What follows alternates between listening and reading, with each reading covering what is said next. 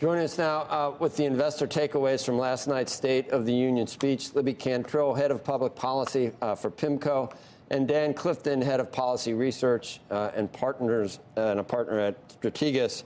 The point that we've seen bandied about a lot is that for all of the braggadocio and the victory laps, the American people don't seem to be in a place where they are buying this. I don't know, Libby, whether you think that moved the needle last night, but prior to last night, in the latest Washington Post ABC poll, 62% of the people polled said Mr. Biden has accomplished either nothing or very little in the first 2 years, and that includes 22% of the Democrats. So where's the disconnect?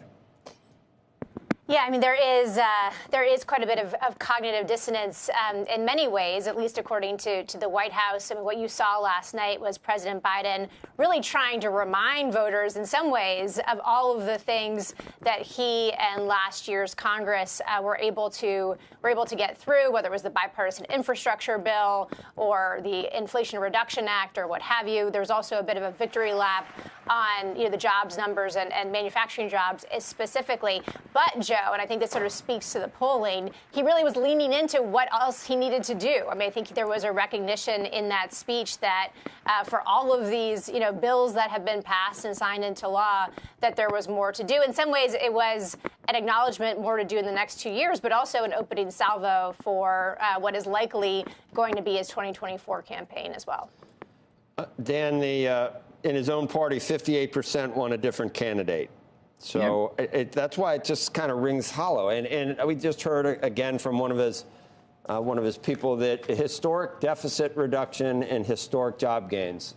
One is coming down from just really overspending during the pandemic. I mean, we needed to, obviously, but they are very big numbers. So coming down from there is not really reducing much. And the jobs numbers were finally back to where we were pre-pandemic. It's not creating 12 million new jobs. So maybe people are smart enough to see through it. Yeah, well, Joe, thank you. I hope you had a great trip to the Capitol yesterday, and it was exciting around the Capitol. And I think the president needed to make a case to his own party that he should be given a second term. And that's exactly what Libby just outlined. Like, we have more to do. Look at all the great things we've done. We could do more. And he wants to be the candidate. We anticipate he's going to announce that he's going to run for president probably sometime in the next month or two and try and get ahead of that. And he really did look like he was running for re-election.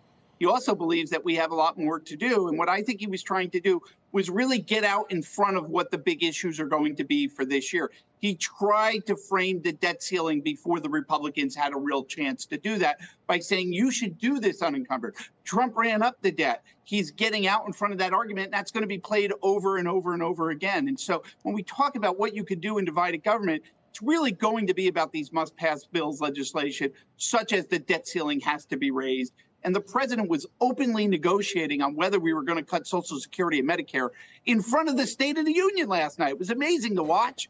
I thought it was very interesting, but it was really just the opening salvo to the budget trench warfare that's going to last over the next 4 or 5 months. And that investors are going to be very focused on once we get into the second quarter of this year.